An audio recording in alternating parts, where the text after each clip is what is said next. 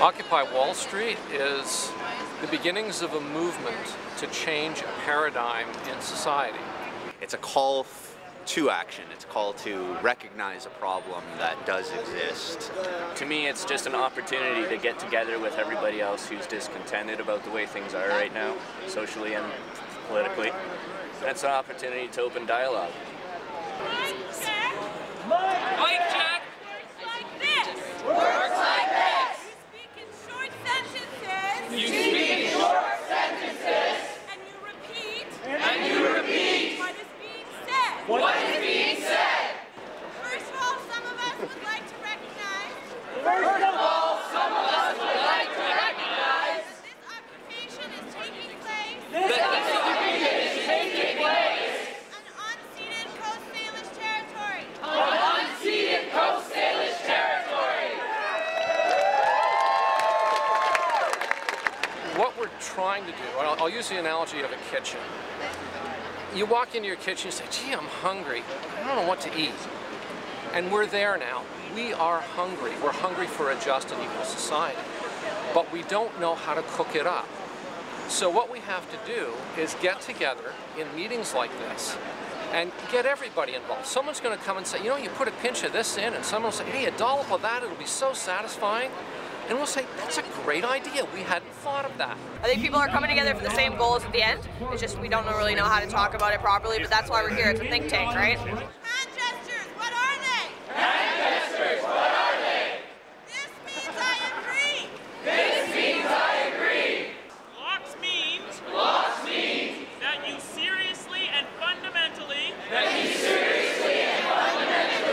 disagree with whatever is proposed. Disagree with whatever is proposed. To the point that you're willing to leave the movement. To the point that you're willing to leave the movement. So these points have to be addressed.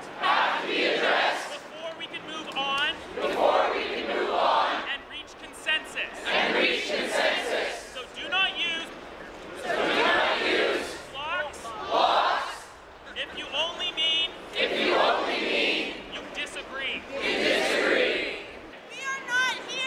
We are not here to tell anyone what to do.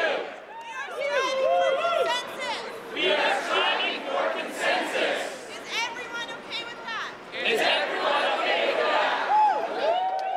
I think it's different for every one person and what their background and what they care about, right? Because if you actually even go on the website, it's very diversified and everybody, it's what issue that they have. So coming to the art gallery today, I'm looking around, I saw the Zeitgeist Vancouver tent, and it got me thinking about the fractional reserve banking system and how they make money out of nothing and make more money out of debt and enslave everyone. And then I look around the square more, I see HSBC, I see the Canada Trust building, and I wonder when their shares are traded Monday morning on Bay Street, why they don't pay the GST and everyone else does. My name is Alice Dunkerton, and I was a farmer. The government said no. They said, you can't drink milk from your own cow. They changed the regulations to shut us down. There should not be drugs. Drugs should be banned everywhere. No drugs, no marijuana, not even the liquor. No. Thank you very much. I'm now a writer and an actor. I can't live in a mouse hole that looks on another concrete wall. I need inspiration. I need a comfortable room that's affordable. $600 per person for an apartment. Students can't afford this. Can you?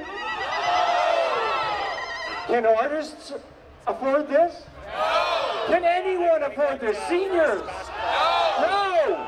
Once we have corporate money out of government, we can then have a democracy that we trust.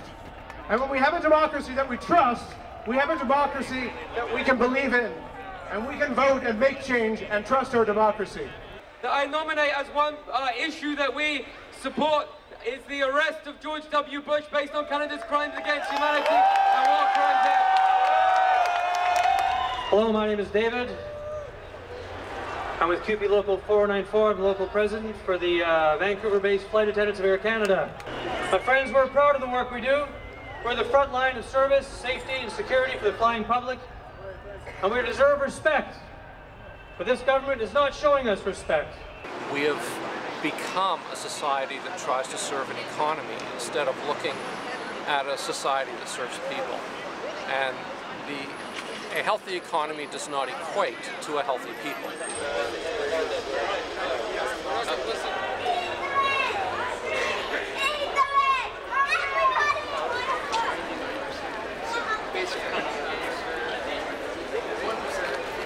Everybody's coming on hard times now. The rich have had it for too long now. And you see the break between the rich and the poor now. Time to change it around and get everybody back on level playing ground, right? We need middle class, people that can actually take days off and do this or go to the beaches and stuff like that. Canada itself is, sure we can say we're relatively better economically right now, which is, we're not at close to 10% employment like the US. We still have above 7%. We still have a widening gap between the top 1% and everyone else. You don't have to go to Wall Street to find that corporate incestuous relationship in government. It's happening here. The latest stadium, the Trade and Convention Center, the only people who are making money off of these projects are the private partners involved in some of them.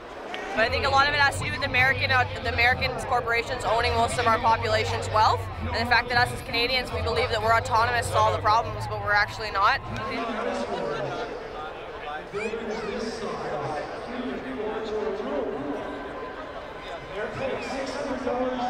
Most of us that are attending out are going to make sure that we're going to do the weekend, but then closer on to the week, I think it's going to transfer to more people that are able to be out here, as most of us are working full-time students and things like that.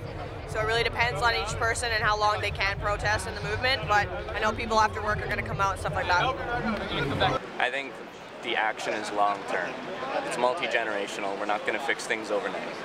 This is just an opportunity for everyone to get together and start sharing ideas and start figuring out what to be done.